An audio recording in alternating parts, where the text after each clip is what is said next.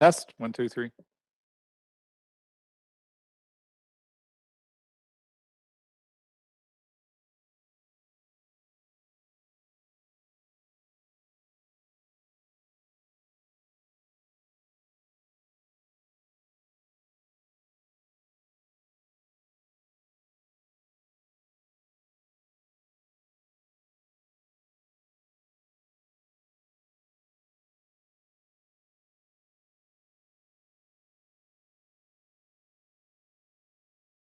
There's no late item.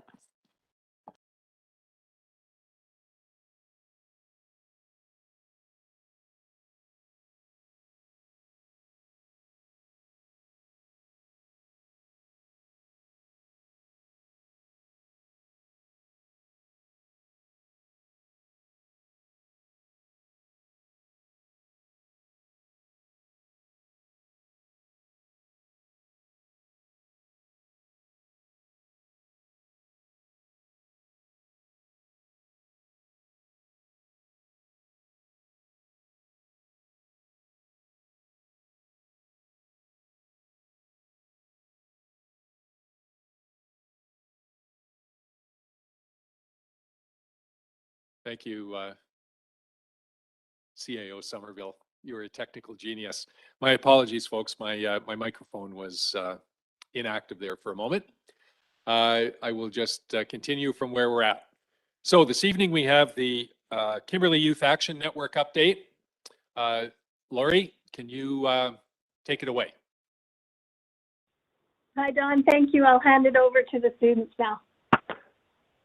Hello, my name is Katie, and I will be introducing the Kimberly Youth Action Network to you, also known as KYAN. First off, I would like to thank you for giving your time and letting us present this presentation to you. KYAN was established to provide youth with opportunities to explore areas of interest and develop critical life skills in a safe and diverse environment. I joined KYAN because I wanted to develop skills that I may not necessarily get in school and to have opportunities to explore my areas of interest. Skills like networking and leadership are very sought after and important to have. In KYAN, I'm able to develop things like my networking while doing something that I'm interested in, like being a climate activist. In KYAN, we have done many activities which can all fall under the categories of leadership, our environmental action team, Play Proud, and STEAM Tech Club. Next slide. Next slide again. Hi, I'm Caitlin. Yeah, hang on, we'll get the slideshow back. What does yours look like?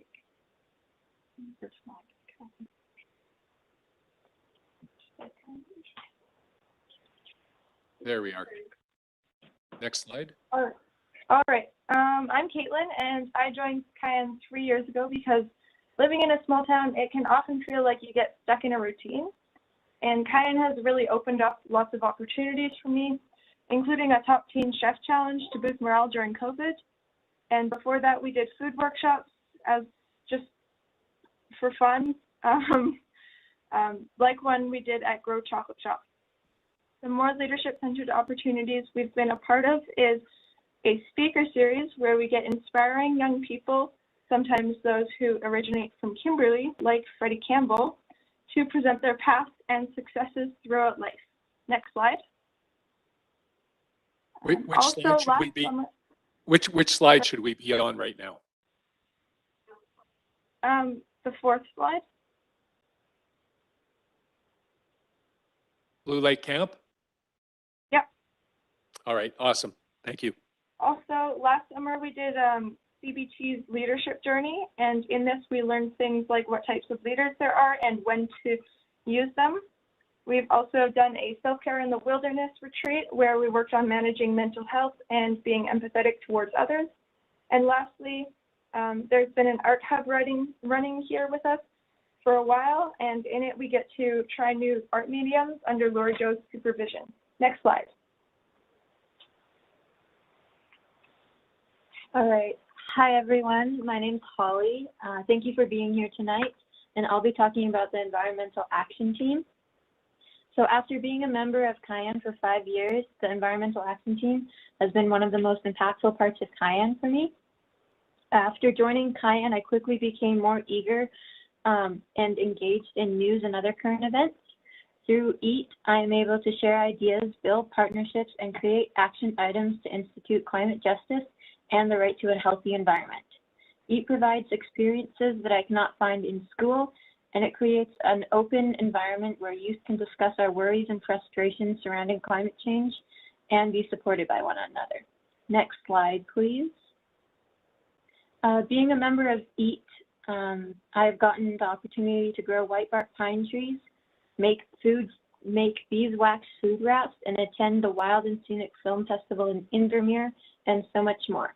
Additionally, during the times of COVID, we've gotten the opportunity to connect with other climate activists through Zoom, such as David Suzuki and previously mentioned Freddie Campbell. As well as we've gotten the opportunity to join bigger networks such as the Future Grounds Network and the West Coast Climate Action Network, which are all incredible resources for future networking within BC. Ultimately, EAT has helped shape my voice and encouraged me to pursue careers in environmental science and biology in order to secure a more sustainable future.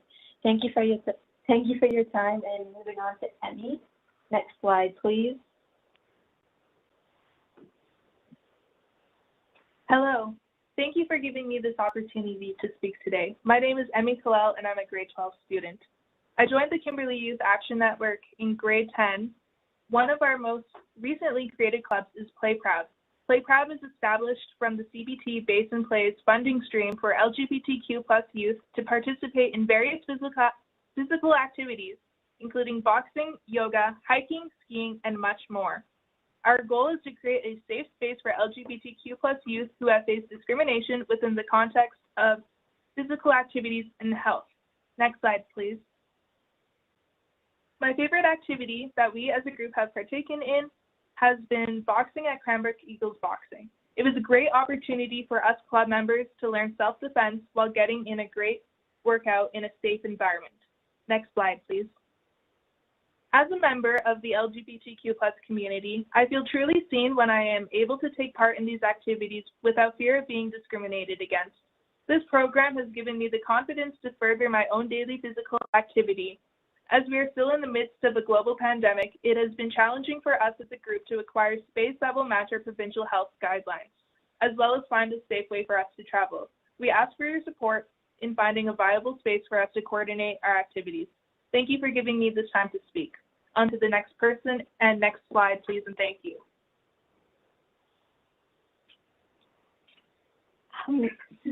Hi, my name is Zoe, and my very first introduction to the Kimberly Youth Action Network was our Full Steam Tech Club. Back in 2017, during my grade 8 year, I had the opportunity to participate in building the FarmBot with a group of older Cayenne students. That was the very first project and the beginning of my 3 years in the STEAM Club, and this led me to the rest of my involvement in Cayenne. When we first made the FarmBot, Lori Jo recruited a mentor, Noah Weshi, to help guide us through the project. Since the FarmBot, Noah has volunteered many hours to do projects with us and has been an amazing mentor for our coding, CNC, and other building projects. Next slide.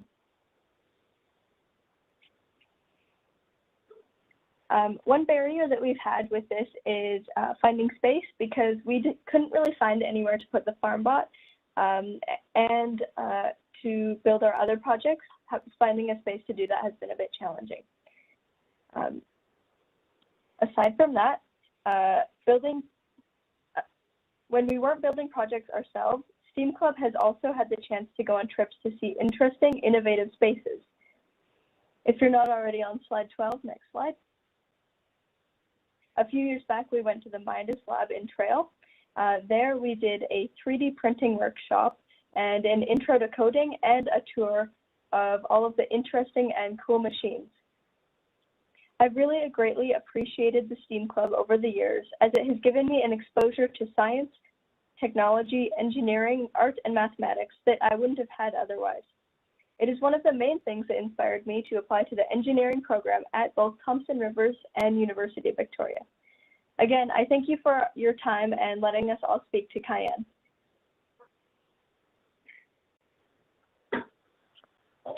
Is there any questions? Yeah, absolutely.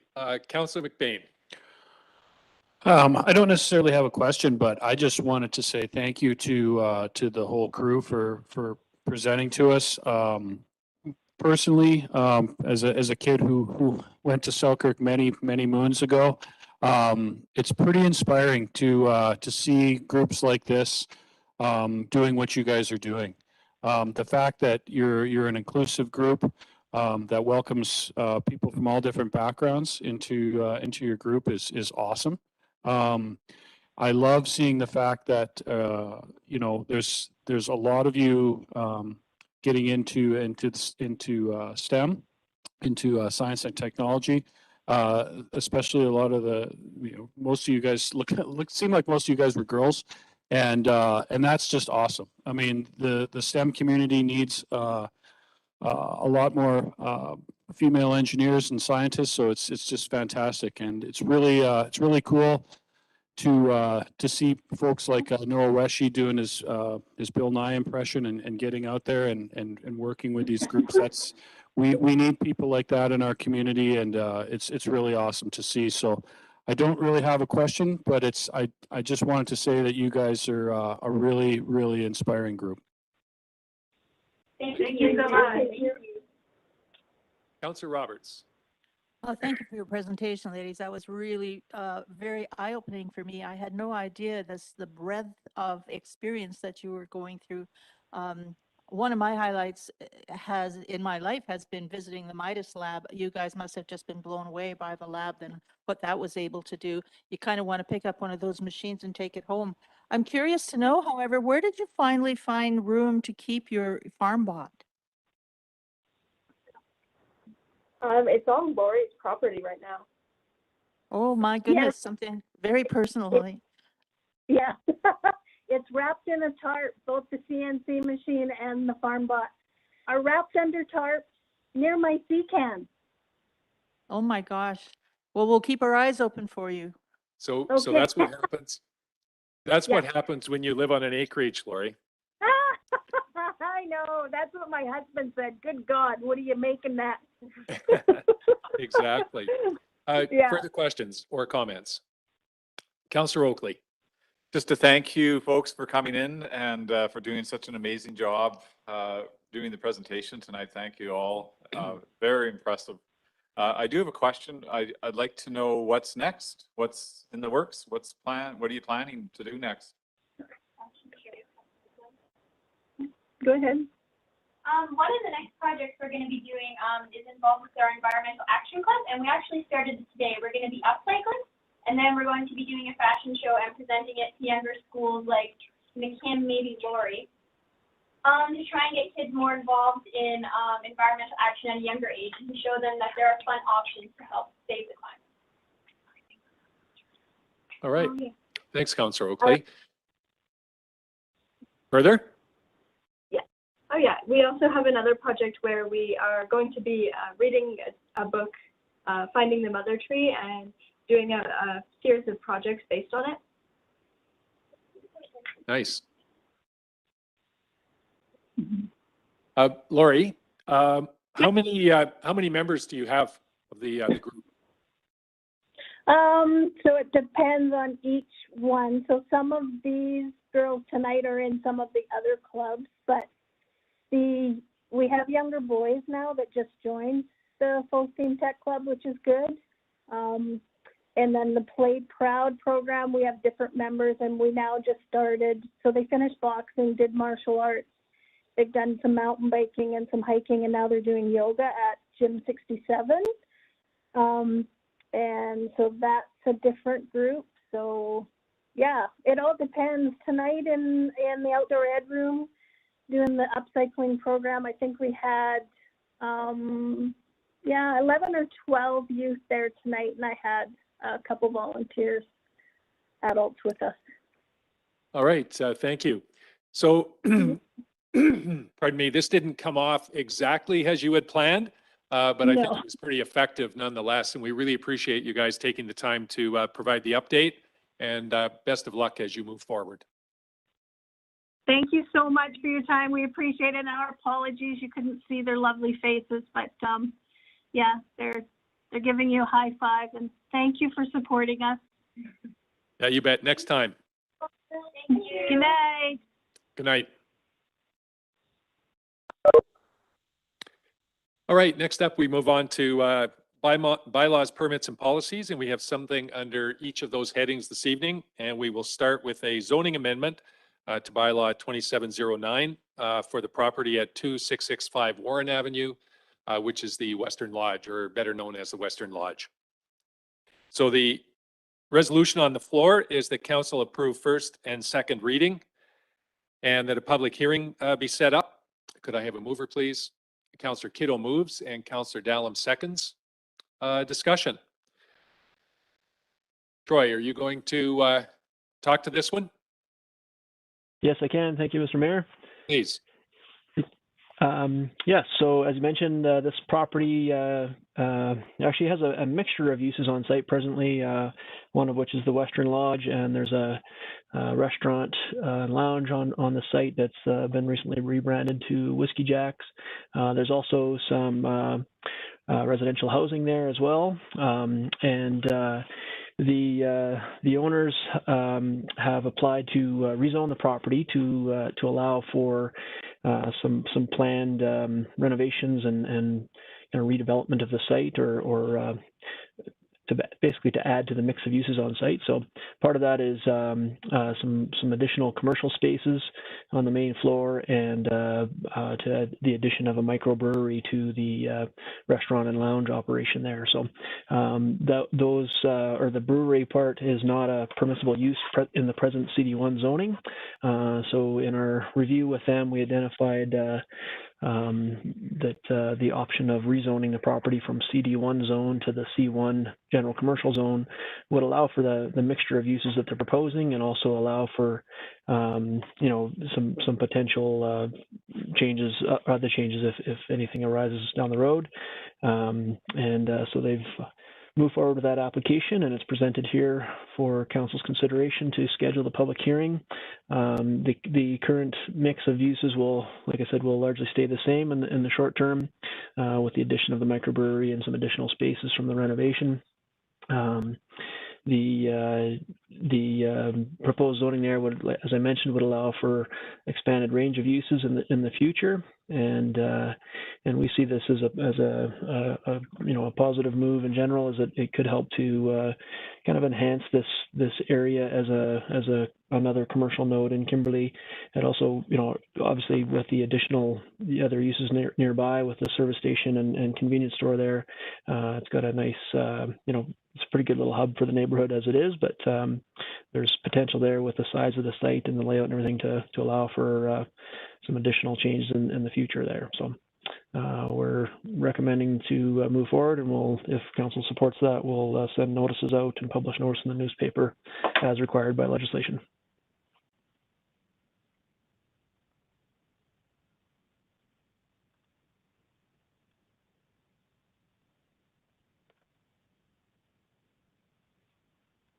I can't hear anybody again. I'm not sure if you can hear me. Sorry, that. Yeah, thanks, Troy. I was just wondering, there's some worry. It's great to see things starting to move down there, but also some trepidation around, is there any changes planned for the provision of seniors housing down there? Have the owners said, have they got any plans about the change of the makeup of accommodation down there, moving towards short-term accommodation, or has anything been said? There's no change proposed there. They've been continuing with that use. So they, I think that was part of the background to the site here. Is the CD1 zoning was set up to create a specific use on this property that was labeled as supportive housing, with kind of a custom definition. And the way that works is there's they have food and cleaning services that are provided to those tenants through the overall operation, and there's no change in that proposed at this time. The way we've reviewed that is we feel that use can certainly continue under the C1 zoning if approved, and isn't going to be impacted necessarily by the change of zoning. I guess it's possible that use could change in the future sometime, but from our understanding, that was an important part of of the current owner's plans for the site and long-term plans for the site. So we at this time don't anticipate any changes there. Thanks, Troy. You bet. Thank you, Troy. In the site sketch there, the orange provision talks about a third floor. Can you speak if that's more residential or what they're looking to do, or if it's just a makeover on the roof line? Thank you.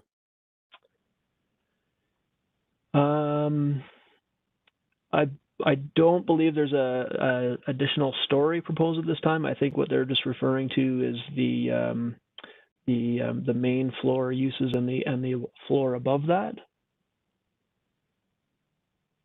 Unless I'm misunderstanding your question. No. Yeah, it was. You've answered me. Thank you. Okay. Yeah.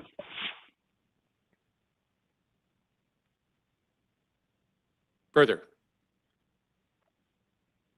All right, hearing no further questions, we'll call the question then on first and second reading and a public hearing to be scheduled on Monday, January the 10th at 7 p.m. Over, please. Oh, we're calling the question. I beg your pardon. All those in favor? Any opposed? All right, thank you very much. That motion is carried. Okay, next up we have a few 4 motions for consideration under the 2022 financial plan. First up is the City of Kimberly Flat Tax Bylaw Amendment for consideration of adoption. Mover, please.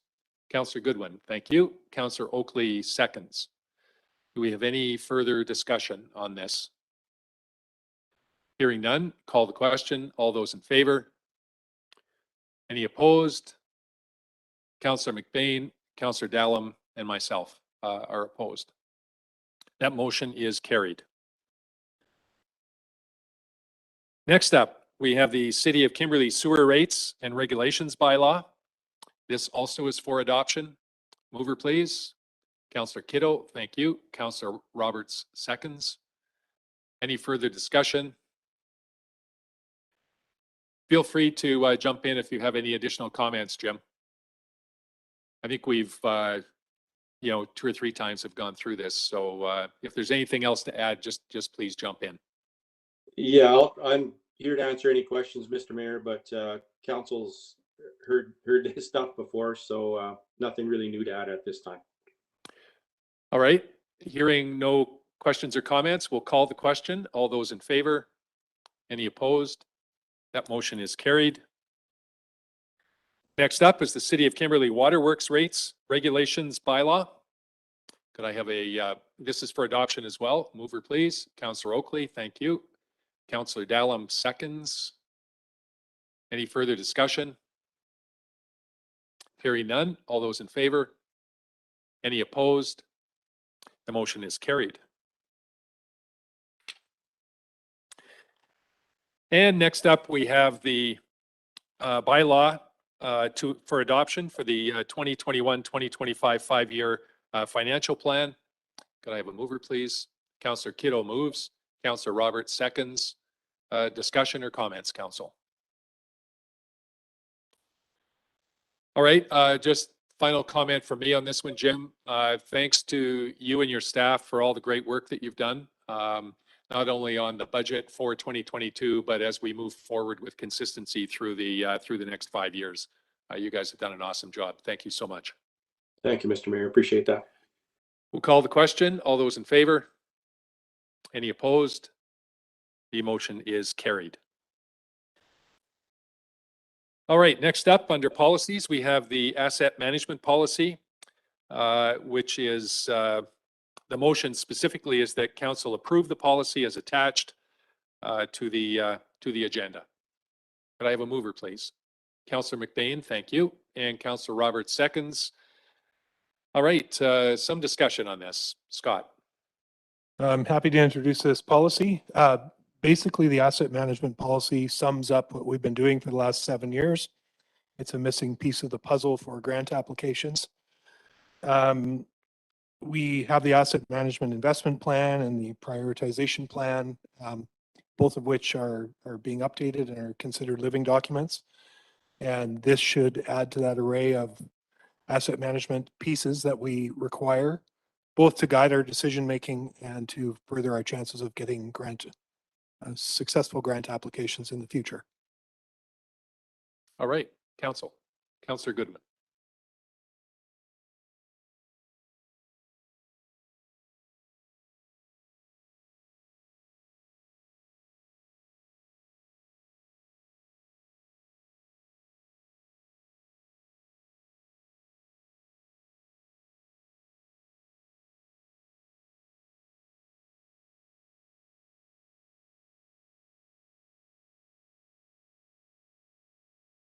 It's definitely something we want to add. I do mention that this is a living document. So if we were to go and hire an engineering company to give us a boilerplate version of this for, you know, $40,000-$50,000, it probably would have the latest terms. But no, that's a great idea. It's been on my mind, and I will certainly add that to the policy and bring it back shortly. Councillor McBain. Yeah, just further to that, I think you do kind of allude to it in some ways, Scott, in the continuous improvement bullet there. But yeah, I think it just could be a little bit more specific. That's all. It's a good comment. Further comments? Hearing none, we'll call the question. All those in favor? Any opposed? Motion is carried. Thanks for the work on that, Scott. Next up, we have a development variance permit for 101 Sullivan Drive. The resolution specifically is that council instruct the corporate officer to issue notice to neighbors of 101 Sullivan Drive of the intent to vary the sections as outlined in the report. Could I have a mover, please? Councillor Kiddo, thank you. Seconded by Councillor Roberts. Thank you. Discussion. Go ahead, Troy. Yes, thank you, Mr. Mayor. Council may recall development permit just across the street, I guess, from this site from a few years ago, and that project was constructed for 8 units of rental housing there, and I think has been providing some good options for some long-term rentals there. The same proponent is proposing this similar development with 9 units on this site. And basically a very similar model to what was developed on the other site. There'll be a mixture of units in here, and like I said, it'll be 2 separate buildings, with one building with 5 units, one with 4. There's the 2 components of this in terms of approval is there's a development permit as well as a development variance permit to vary a couple sections of the zoning bylaw. One is to relax the minimum front yard setback from Sullivan Drive for an accessory structure, which will be their waste and recycling facility. And as well, there's a variance to the minimum number of parking spaces required to vary from 2 spaces per unit to 1.6 spaces per unit. And as Ariane points out in her report there, what we're proposing here is for council to instruct us to give notice to adjacent properties, and then would return to a future meeting for a final decision on the variances and the development permit application.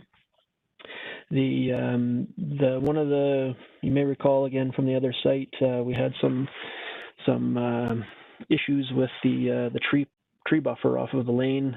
They had impacted that tree buffer before and during construction, but they did do quite a good job of restoring and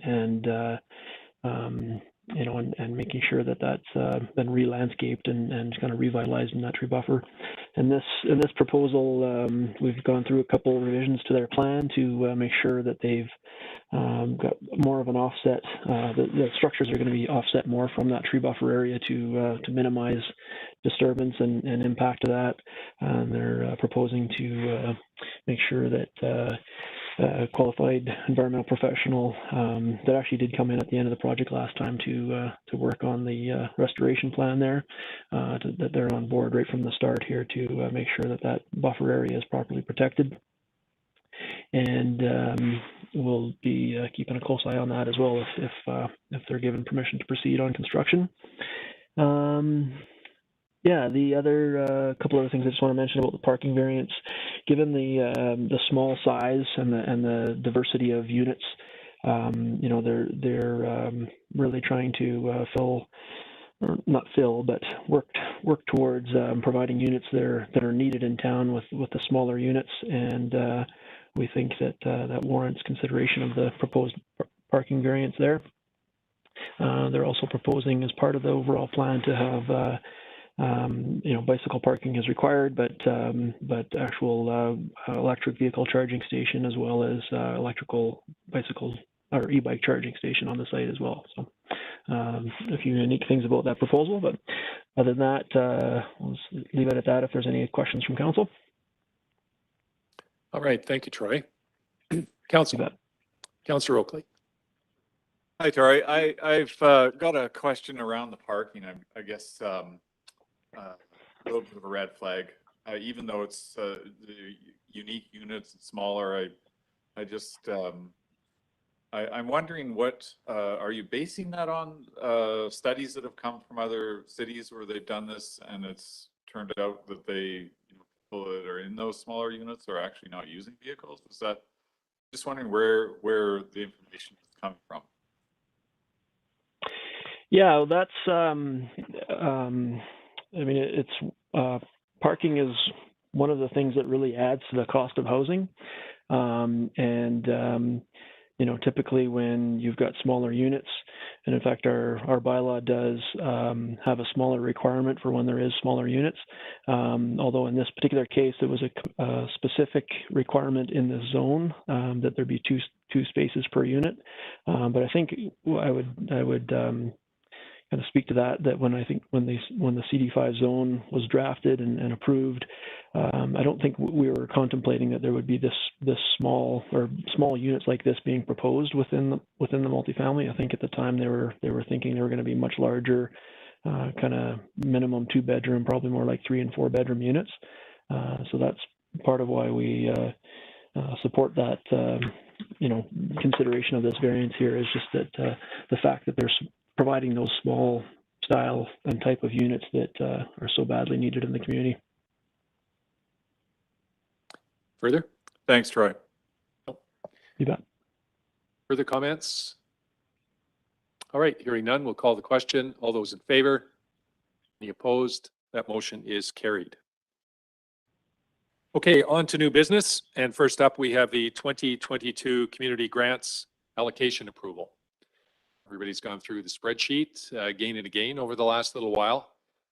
Typically, again this year, as it has typically in the past, the grants applications or the grants pot has been oversubscribed. Council goes through a fair number of iterations to get down to fairness for all, and I think have done a pretty good job this year. Although I will ask Pam to weigh in with her opinion on that. Go ahead, Pam. Hello. Can you guys hear me? Yep, you bet. Go right ahead. Great. Yeah, thank you so much to everybody, Mayor and Council, for voting. We had $200,000 in asks this year. So I think coming out with $127,000 or $128,000 to give away, I think you guys did a phenomenal job, and I think it looks great. Everybody walks away with something, and I think it looks good. All right, thank you, Pam. So the motion on the floor is that council approve the allocation of the 2022 community grants funds as outlined in the report dated December 13th, 2021. Councillor Goodwin moves and Councillor McBain seconds. Any further discussion or comment? All right, hearing none, we'll call the question. All those in favor? Any opposed? That motion is carried. Thanks very much for all your great work on this, Pam. Thank you all very much. It goes smoothly every year for a reason. We appreciate it. Thank you. All right, next up, we have the 2022 regular council meeting and committee of the whole meeting calendar. And the motion on the floor is that council approve the regular council meeting and committee of the whole calendar as outlined in the report. Could I have a mover? Councillor Dallum, thank you. Councillor Kiddo seconds. Maurice, did you want to comment on this?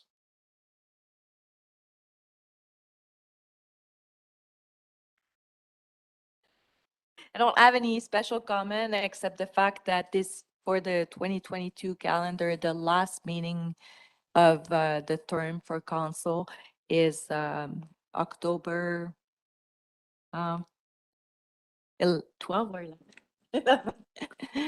So that's the only thing. And we kept the no committee of the whole after a statutory holiday on a Monday, because we find that it's definitely helping staff accomplish some in between meetings projects. And as well, we have seen that there's not really a volume of business that would warrant two meetings per month in the summer, so we left it to one meeting. But we can always have a special council meeting. If the need arises, for sure. Exactly. All right, thank you, Maurice. Questions or comments from council? Hearing none, call the question. All those in favor? None opposed. The motion is carried. Next up, we have the acting mayor appointments for 2022, and the motion is that councillors be appointed as per the report. Councillor McBain moves and Councillor Kiddo seconds. Any discussion? You're locked in. All those in favor? Any opposed? That motion is carried.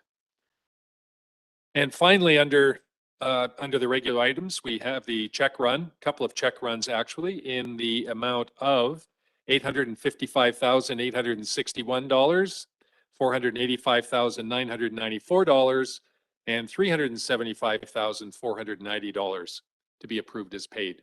Mover, please. Councillor Roberts, thank you. Seconded. Councillor Dallum. All right, comments? Any unusuals that somebody would like to point out? There's really nothing unusual. It just is an awful lot of as usual business. It's catching up from a lot of the paving that's done in the summertime, a lot of those final projects that have kicked out with the terrace construction, which is the paving people. Each one of those had payments to them, so. It was a they're busy just being summer. submitted. It was a really busy summer. I think we're through most of that now, and probably, I'm not sure if we've looked after the one that took place at the wastewater treatment area. I'm not sure if we paid that one yet. That might be upcoming. Okay. Well, I think from the comments I've heard around the community, everybody has noticed where the money was spent this summer, which is always a good thing. People can see where their tax dollars are going. May we have another summer like it next year. Call the question. All those in favor?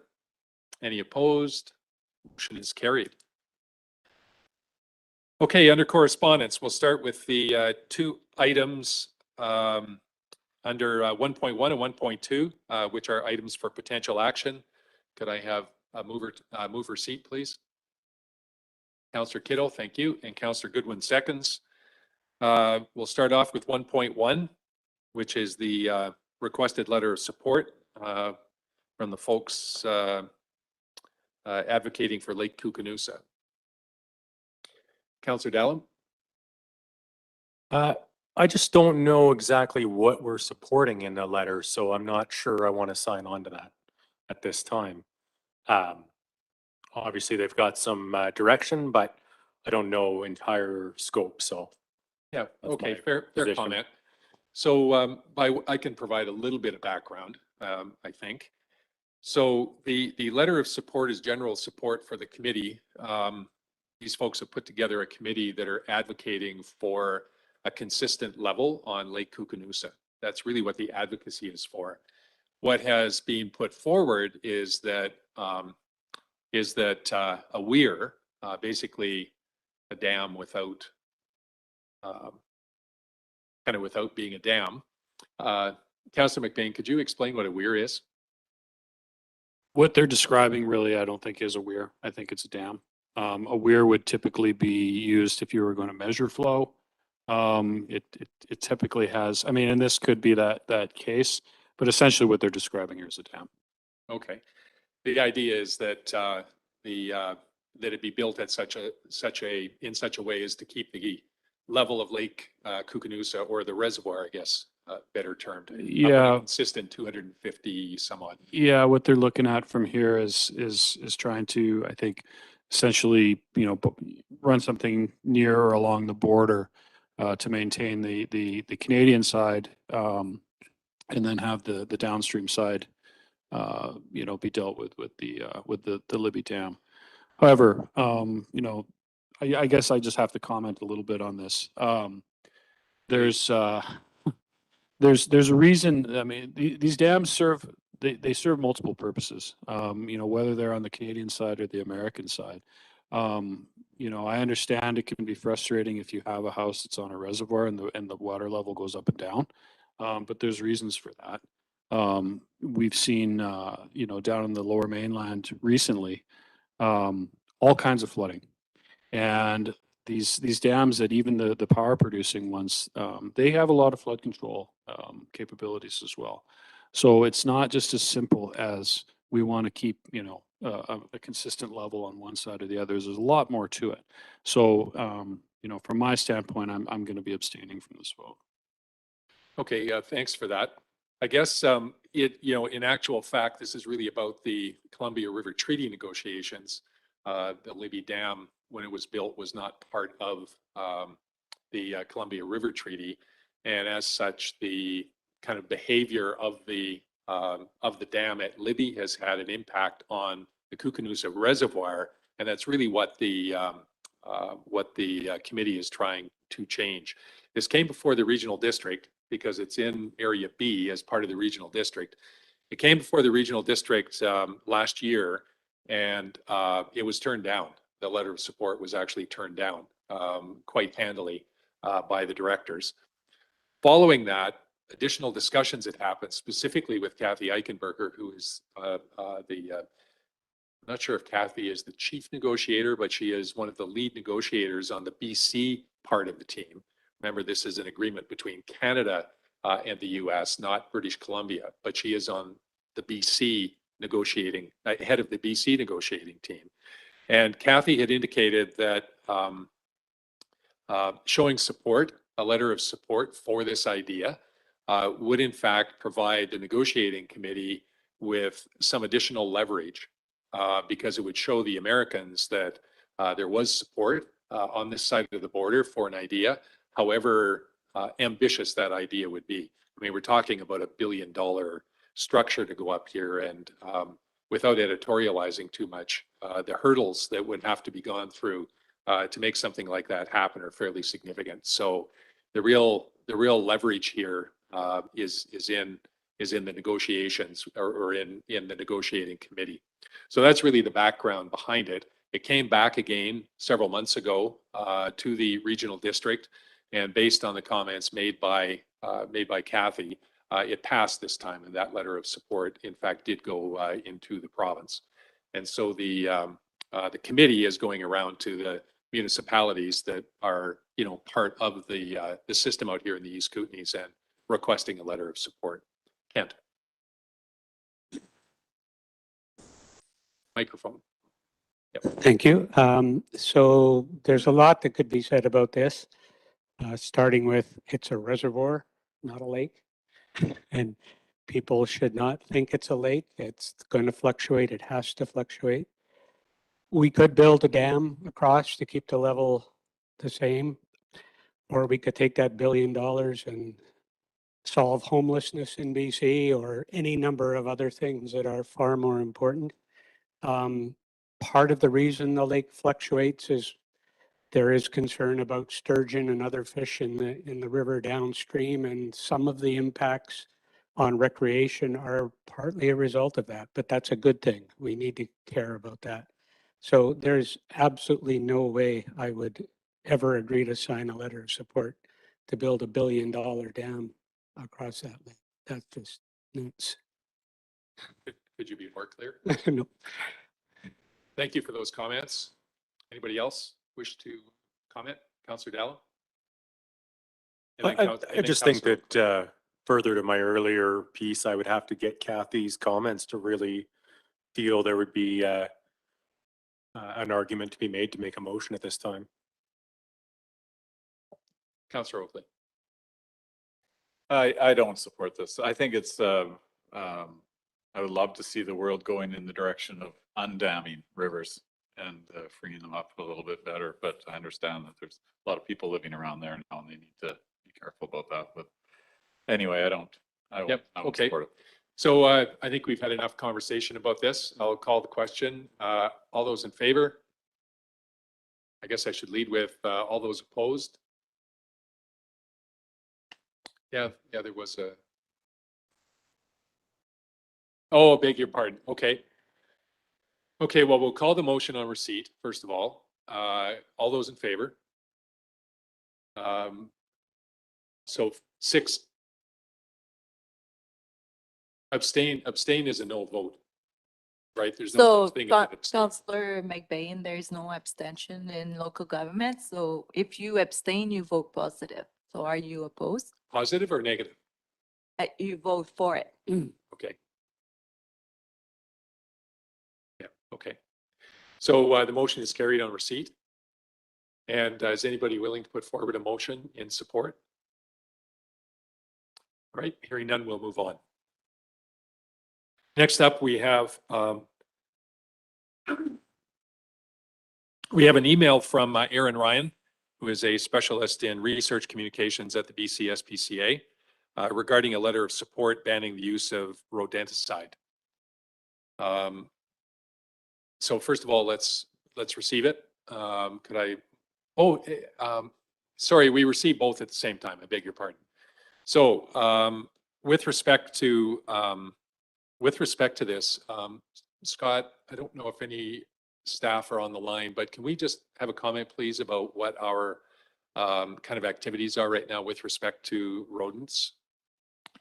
We use rodenticide on our various municipal fields, and primarily for safety reasons.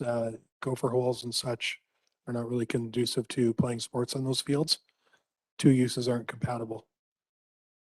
Right. And what I remember a couple of years ago, we had an incident out at Purcell Field, and there was some effort to try and manage this without the use of rodenticide, and I don't think that worked all that well, did it? There was a community group that offered to come forward and look at other methods, and they never did that. I think that was including raptors and all kinds of innovative ways, which would be interesting to watch, but that never came to be. We use a licensed contractor to apply the rodenticide right now. And that process was tightened up a little bit. Right. Okay.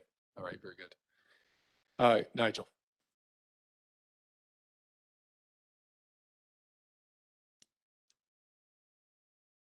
I believe it's provincial.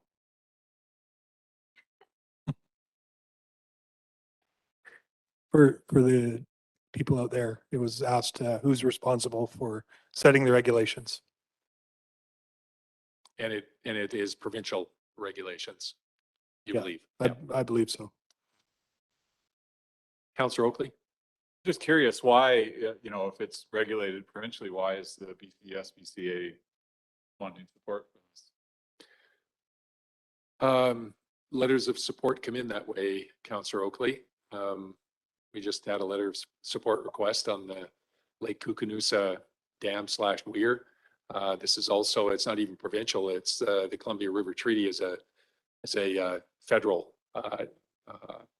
document. So we get folks coming in looking for various levels of support at the local level quite frequently, even though it's not part of our responsibility. Go ahead again. I think that, the BCSBCA has some information. They've done their homework. They're asking for support to go in a direction that is safer for children, for pets, but it also is creating a situation where if you do support this, and this is the dilemma, as we experienced with Purcell Field, the city of Kimberly experienced there, there could have been other methods that if you have a volunteer group come forward to help out, as in trail, they've done that. They've gotten away from rodenticides. So but the trouble is in Kimberly, we didn't get success with the group. And so now we're left with, the fields are kept safe, right? So it's a real dilemma, like definitely a dilemma for me personally, because I'd love to see, get rid of poison, absolutely. But then what do you do? How do you do it? I know that's exactly it. I think through the use of the licensed contractor, that is regulated, we attempt to be as responsible about that as we can, in keeping with the balance of safety and ensuring that there aren't any negative side effects until something better comes along. I think that's where we are. Any further comments? All right, where are we with this? Was there a motion put on the floor? I don't believe so. So I guess the question is someone prepared to put a motion on the floor at this time? All right, hearing none, we'll move on, as we have already received it. Okay, next up, we have a number of letters received for informational purposes, mostly informational purposes, I guess. Could I move receipt of these block of 4, please? Councillor Kittle, thank you. And Councillor Roberts seconds. Do we have any comments? Councillor Roberts. I have to say I was a little bit surprised to discover that there are folks or that we are not checking for vaccine at the swimming pool. I believed we were, in my mind, I guess I didn't question it. I just thought we were doing it at the arena, then we must be doing it at the swimming pool too. So I recognize that this is a concern for some folks, and wonder if we shouldn't just take a look at that, maybe make a change. Further comment? Go ahead, Daryl. I agree. Scott, what is the kind of the rationale behind requiring proof of vaccination at the Civic Center, but not the Aquatic Center or other, let's call it other city facilities? There's different recommendations and different rules for different facilities. The Aquatic Center was deemed to be low risk by the Provincial Health Office and by Via Sport BC. It takes place in a chlorinated environment. There's a lot of kids that are unvaccinated which use the pool. And I'm guessing the province didn't see having adults use the pool as being as dangerous as being in a enclosed space, such as the arenas. When we reopened the Aquatic Center, we did bring the standards that would be reopened under to council. And I believe it was clear in that report that it would be open in this manner. Yeah, when that came forward, I don't know that we had the vaccine passports or the proof of vaccination in place at the time. I think that's been subsequent to that. It's evolving, I guess, is what I'm saying. And, yeah. Given that evolving nature, do we wish to, evolve with that? I mean, let's face it, 90% of the eligible 12 pluses in Kimberly are vaccinated now. And the school, the under 12s are getting up there. I guess the question is, where do we sit on that as of today as we move forward? Councillor Roberts. Well, in light of those comments by CAO Somerville, I believe that as long as we're following the recommendations of the health authorities, that we should be okay. I never considered the chlorinization aspect of it before, but that does make sense. Yep. Councillor Dell. I would suggest this is an issue to put before the solicitor before we make a motion towards any further restrictions, as it might be beyond our ability to just put those in on our own.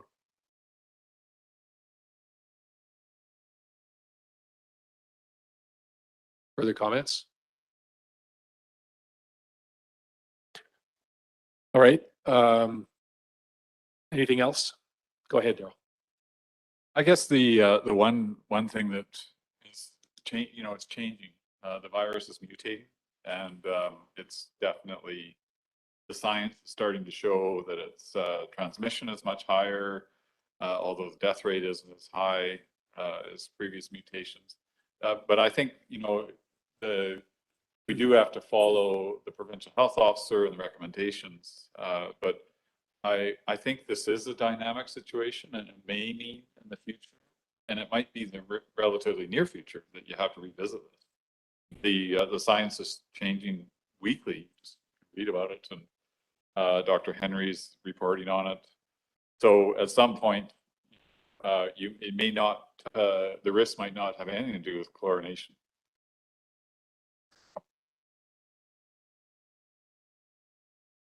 Sorry. It could be strictly going through the doors into reception. I mean, I guess my concern is we should always be staying focused on relying on the latest information to make a decision. So, and I feel for the people who are sending in letters, they're concerned, right? So they're worried about it. Yeah. I guess my only comment would be around consistency. If we have public access to city facilities, if we have a particular set of rules in place in one, there is an expectation that we would be consistent across those facilities. And by not doing that, there is, a level of uncertainty there. But aside from the Civic Center and the Marysville Arena, which I assume the Marysville Arena, Scott, falls under the same rules as the Civic Center? It does. It's basically every facility except for the aquatic center. Aquatic centers have their own safety levels set by the province. Go ahead, Kent.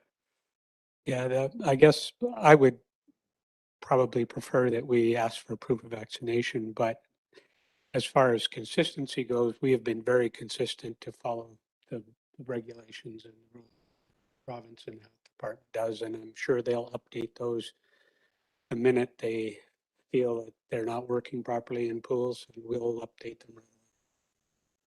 I guess I'm okay with leaving it to Bonnie Henry. Was that the sound of a punt? Well, it's what we've done all along, and it fair is comment. the best. It Absolutely. is the best way of doing it. Yep. Yeah. Thanks for those comments, Kent. Okay. Anything else inside the correspondence? All right. Hearing none, call the question on receipt. All those in favor? Any opposed? That motion is carried.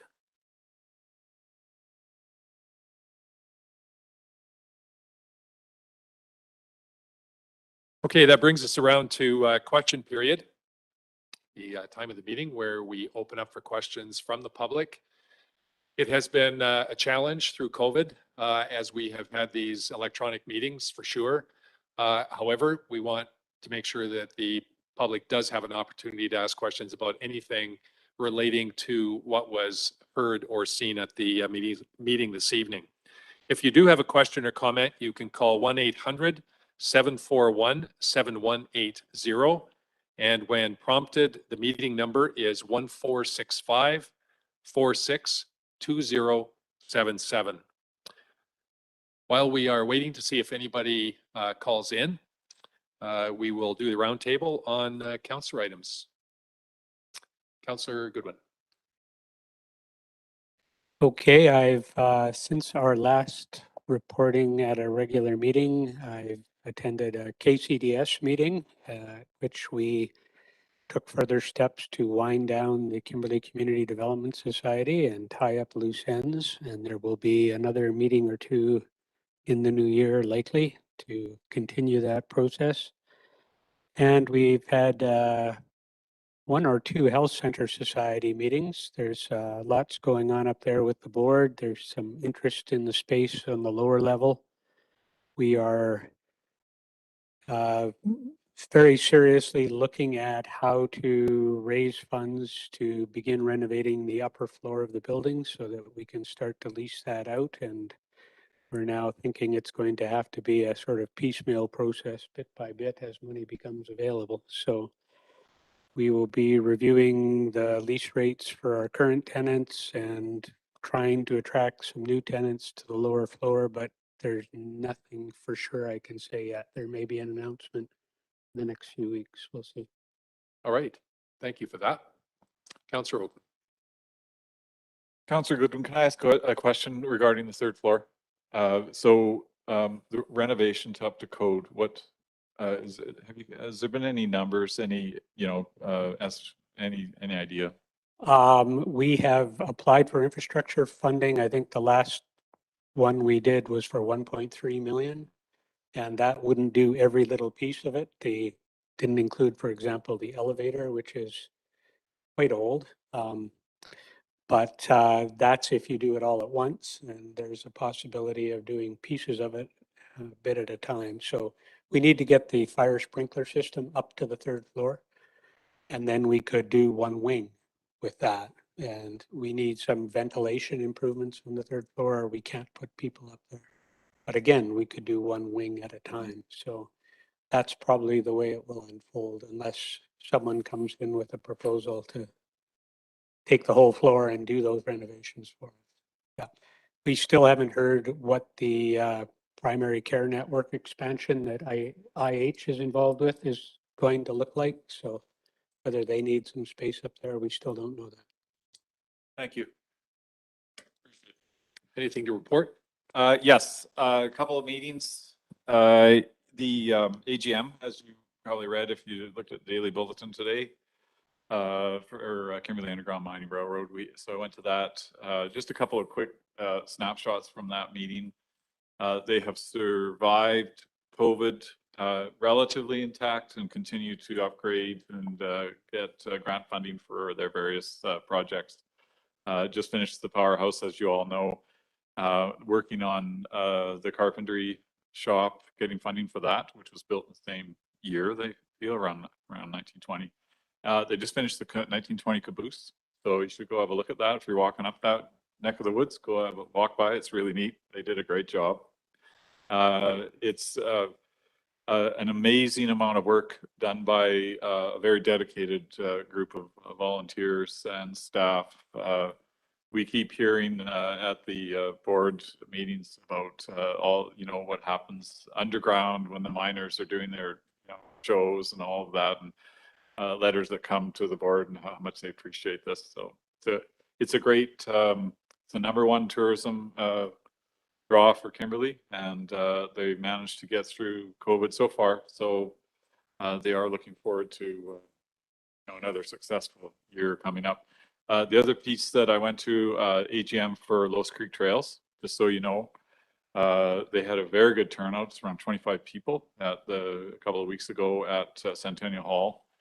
So lots of interest. There is one major bit of concern that came up at the AGM for Lowe's Creek Trails, and that is it's private land that is on the cusp of being developed. At Legion Track and around, that's all private land. So if those areas are being developed, then access to those trails will be potentially compromised. So one of the things at the AGM, and the reason I'm raising it tonight, is that they are hoping that staff, Troy has always been very, upfront and working with all the private developers to have permits or permission to access some of these areas, as he did with Tech. There's an agreement with Tech. So there's, it's possible. I'm hoping Troy will help in this process as the developers are, wanting to get going. Just Legion Track, for example, one of the things discussed at the AGM was Sun Peaks, for example, that's all private land. And the local trail society has all their trails. They have a 3-meter wide span for all the trails that it's fully insured that on private land. That span is covered by the Trail Society. So that might be a way forward for Kimberly, for the Trail Society to get involved here to help create those pathways through private land that are covered. Anyway, the other thing, just one more, I know you want to comment, Ken. The Electrify the Mountain Electrify the Mountain is, some of the funding is actually going into Lois Creek to help with some hydrological challenges that are faced on some of the trails. So to help fix some of the erosion areas. So that's kind of nice to see some of that funds, and they discussed some of that project at the AGM. Anyway.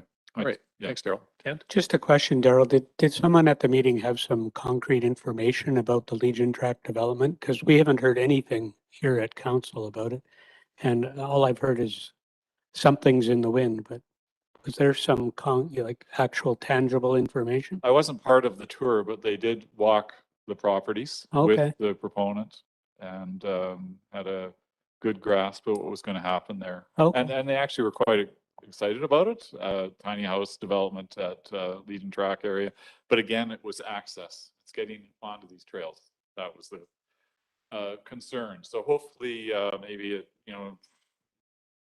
planning can help with this a little bit as things move forward. Yeah, that's always in the conversation. I can say from having talked to the developer, maintaining access to those trails is high on their priority list. This isn't something they're going to have their arm twisted for. It's part of the planning process. Troy, did you want to add anything to that? This is very early days, and I appreciate that, with any development, everybody wants all the answers now with respect to levels of detail, and it is very early days. Troy?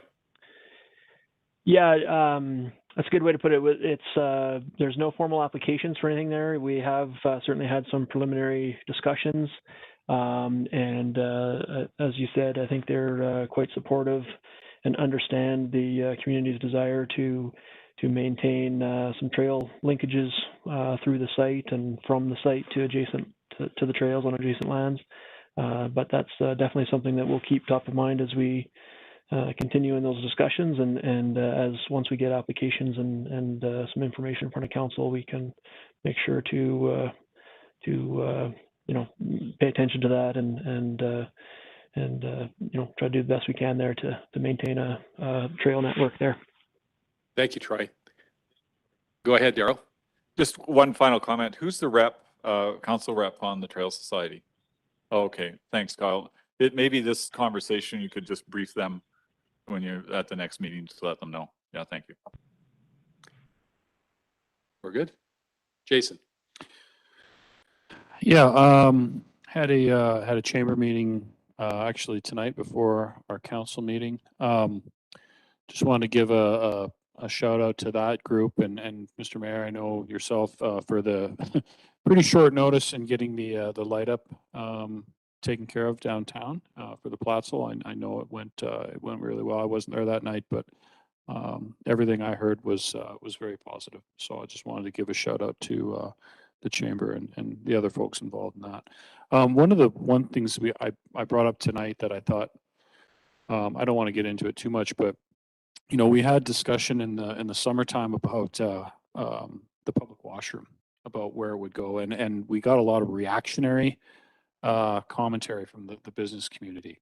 So what I thought was it might be a good idea for the chamber to kind of grease the skids a little bit now when we're not going to be putting anything up in December or January, but maybe kind of revisit some of the ideas that were put forth by Chris Mummery at the meeting to just see if it's a little more digestible with some of the businesses in the Platzel. So I just figured it'd be a good time to do that, and the folks at the chamber thought it would be something that they could quite easily take on, at least give us some feedback that we can work with from the business community. So yeah, that was the latest. Awesome.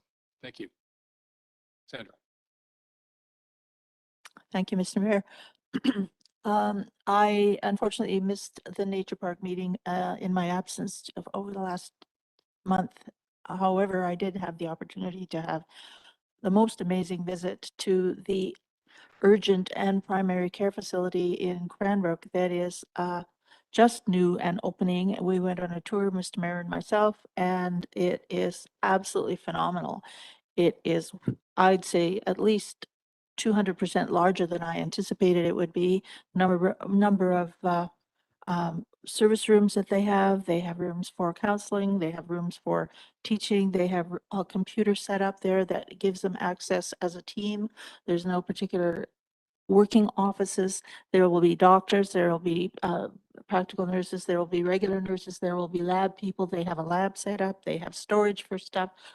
Ambulances will not bring people to their facility, but they will pick up people from the facility. I'm just so impressed with what they put together down there with the support of the regional district. It's really amazing outpatient clinic.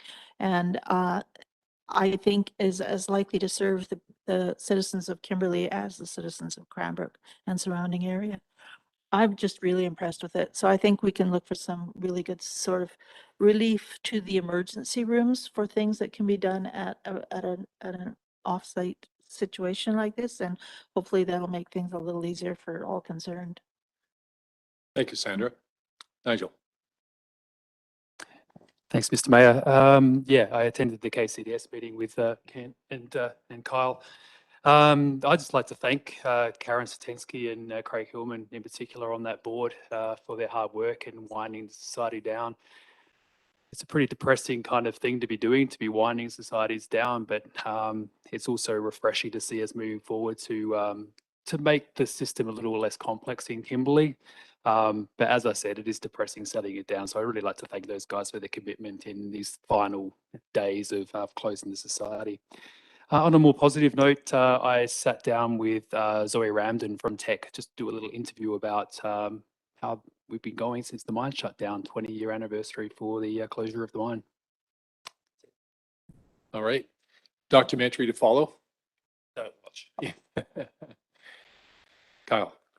So this month, my only official meeting has been the Kimberly Trail Society. Couple things of note is the bridge is accessible from the Matthew Creek connector to the Great Trail. So that was pretty huge. And they're very thankful to the city for the in-kind grant of getting some fill into the ramping to for the approach to that bridge. With the current climate of COVID and all the folks getting outdoors, there's been quite a successful amount of sponsorship for trails and trail maintenance, as well as volunteers for those things. So the Trail Society is really in good shape, but very thankful for the good pieces that are got that all together. Just have to reference my note. Yes, so Kimberly Trail Society is also taking on Round the Mountain in the official capacity, but the older supporters and organizers of that are helping with the transition, so that will hopefully go through without a hitch this year. Thank you. All right, thanks for that. I'll just report in on a couple of events over the last while. It's hard to believe that the last regular meeting was on the 22nd of November. That was a few Mondays ago now. And in fact, Jason, you mentioned the Plaza light up. I thought surely we've had a meeting since then, but we haven't. And I will reinforce that that Plaza light up was spectacular. I'm just by count, there had to be at least 800, maybe as many as 1,000 people down in the Plaza. The chamber and organizers had no idea how many people were going to show up because it was really short order. It was within a week, the whole thing was put together. But the attendance was huge, and the kids, which were about half of the crowd, were wired. I mean, it was just amazing to see the energy that these kids had. It just, the whole evening was magical. It truly was. Even more so than, you know, the 2 years ago, although we've always had a great light up, it has been 2 years. And so there was this pent up energy and anticipation. All of the light ups previous to this, I have never heard the crowd as the fire engine was coming down into the Plaza have a chant for Santa. It was Santa, Santa, spontaneous. It was absolutely amazing. Anyway, it was hats off again to the real quick organization on that, and in particular to Columbia Basin Trust, who coughed up, I think it was about $2,500 to help the chamber make that happen.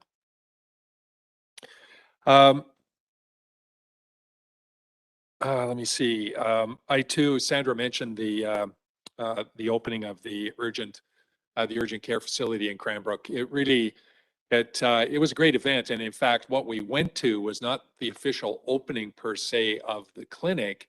It was the drum circle. The Tanaha part of their drum circle was there to provide us, with the traditional drum-in opening of the facility. And through that, we also had an opportunity to tour the facility. Those of us that were there for that event. And as she said, I think the big thing, for us is not so much that Kimberly necessarily will be using that clinic. I think the big thing is that it's going to take pressure off the emergency room at the hospital for urgent but non-urgent types of things, and free up that emergency room for the kinds of things that it was really designed for. I think that triaging is going to be a really big part of the value that facility brings. Having said that, I quite honestly, our own facility here, our own clinic, is what I thought to be millimeters away from producing exactly the same result as an urgent primary care facility. The clinic has grown over the years to provide the kinds of services and the kinds of staffing that are required for it, and on a regular basis, I think fulfill an awful lot of that mandate.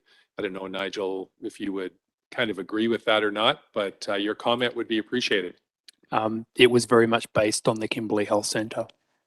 Okay. And I had the great pleasure of orientating several of their staff. Yeah, awesome. A man of few words. Nothing more need to be said than that. I attended this was actually a Cranbrook event. It was referred to as ConvergeX. It basically was an investment webinar that the city of Cranbrook was putting on, and I was asked to come and do a presentation on what's happening in Kimberley with respect to economic impact and the relationship we have with Cranbrook and the region in general. I also was asked this year, and appreciated being asked to help adjudicate the Chamber Awards. There were 5 of us on that committee going through all of the nominations, and I think that the very deserving winners will be announced sometime soon. And there was another meeting of what essentially was the Tech Liaison Committee, talking about the risk management program that Tech is implementing. And I got my 3rd COVID shot. Has anybody here had their 3rd shot yet? Councillor Roberts, that's it? Are you guys not old enough to get that shot, or what? And that's it. We were extremely windy around the table tonight, talking about important things. Thanks very much for the input. Maurice, did we have any call-ins? There's nobody on the phone. All right. So we do have an in-camera with several items this evening. So what I would like is someone to move to in-camera. Councillor McBain and moves, and Councillor Roberts seconds. All those in favor? That motion is carried. Thanks, folks. We'll take a couple of minutes to move in camera. To those who have been watching live tonight, thank you so much.